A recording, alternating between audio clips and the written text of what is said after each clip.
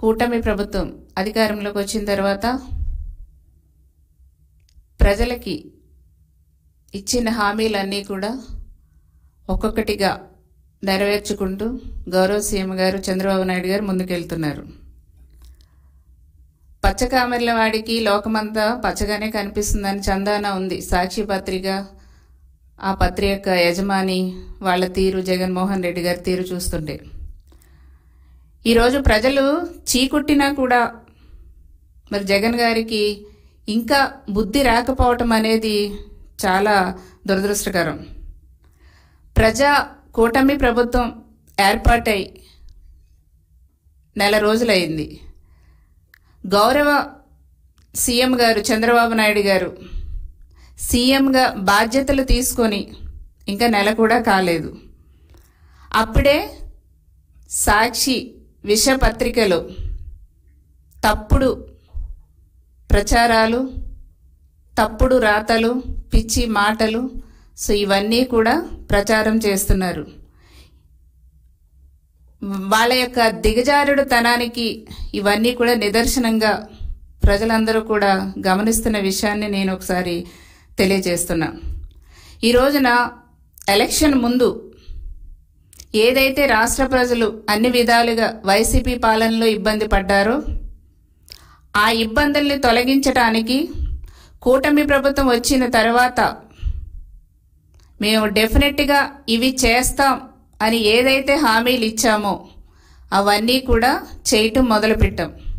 ఇవన్నీ కూడా జగన్మోహన్ రెడ్డి గారికి వాళ్ళ సాక్షి పత్రికకి కనిపించట్లేదు అనుకుంటా.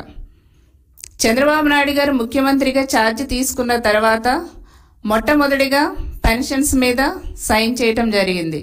సెకండ్ డిఎస్సి టీచర్ పోస్టుల మీద సైన్ చేయటం జరిగింది. థర్డ్ ల్యాండ్ టైటిలింగ్ యాక్ట్ మీద సైన్ చేయటం జరిగింది. ఫోర్త్ అన్నా క్యాంటీన్ మీద సైన్ చేయటం జరిగింది.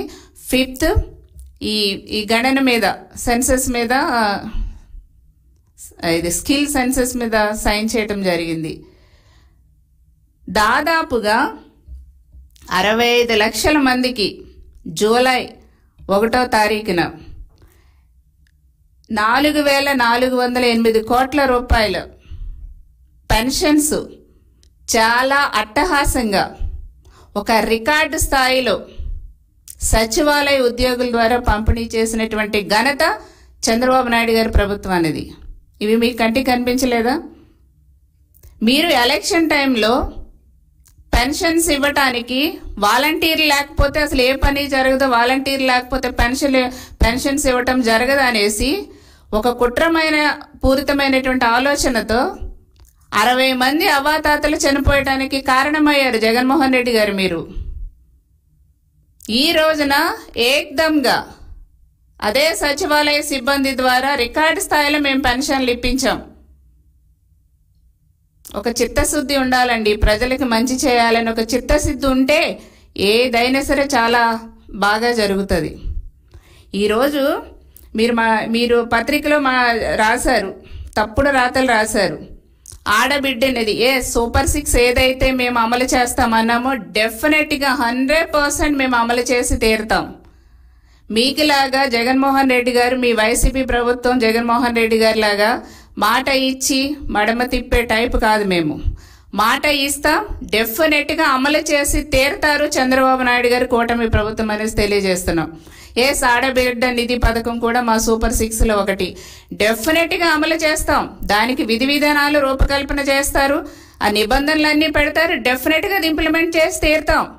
మీరు 2019లో వైసీపీ గవర్నమెంట్ వచ్చిన తర్వాత అమ్మ ఒడి కింద ఇంట్లో ఇద్దరుంటే మేమిద్దరికి కూడా ఇస్తాం చదువుకోవటానికి అని చెప్పారు. కానీ మీరు ఎంతమందికి ఇచ్చారు జగన్మోహన్ రెడ్డి గారు? అది కూడా ఎప్పుడు ఇంప్లిమెంట్ చేశారు? మీరు ఇద్దరికి ఇస్తాం అమ్మఒడి అనేసి మీరు ఎలక్షన్ ముందు చెప్పి 2019లో గవర్నమెంట్ వచ్చిన తర్వాత ఒక్కరికే ఇచ్చారు. అది కూడా ఎప్పుడు ఇంప్లిమెంట్ చేశారు మీరు? 2019లో గవర్నమెంట్ వస్తే మేలో మీరు ఇంప్లిమెంట్ చేసింది ఎప్పుడు? 2020 జనవరిలో ఇంప్లిమెంట్ చేశారు. అంటే ఎంత గ్యాప్ ఉంది? 1 year అయిపోతుంది దగ్గరగా. మీరు 5 సంవత్సరాల్లో కూడా ఎన్నిసార్లు ఇచ్చారు? 15,000 ఇస్తామన్నారు ఈచ్ స్టూడెంట్కి అమ్మఒడి కింద. ఎంత ఇచ్చారు? ఫస్ట్ ఇయర్ 14,000 ఇచ్చారు, 1000 రూపాయలేమో స్కూల్ మెయింటెనెన్స్ అని తీసేసుకున్నారు. తర్వాత 15,000లో 13,000 ఇచ్చారు, మిగతా 2,000 మళ్ళీ స్కూల్ మెయింటెనెన్స్ కింద తీసుకున్నారు. అంటే అమ్మఒడి కింద 15,000 రూపాయలు ఇస్తామని చెప్పి ఫైనల్ గా మీరు ఇచ్చింది ఎంత? 13,000 రూపాయలు. అది కూడా ఇద్దరికి ఇస్తామని చెప్పి ఒక్కరికి మాత్రమే పరిమితం చేసినటువంటి మోసగాడు అనాలా, లేకపోతే అబద్ధాలు చెప్పారనేసి అనాలా?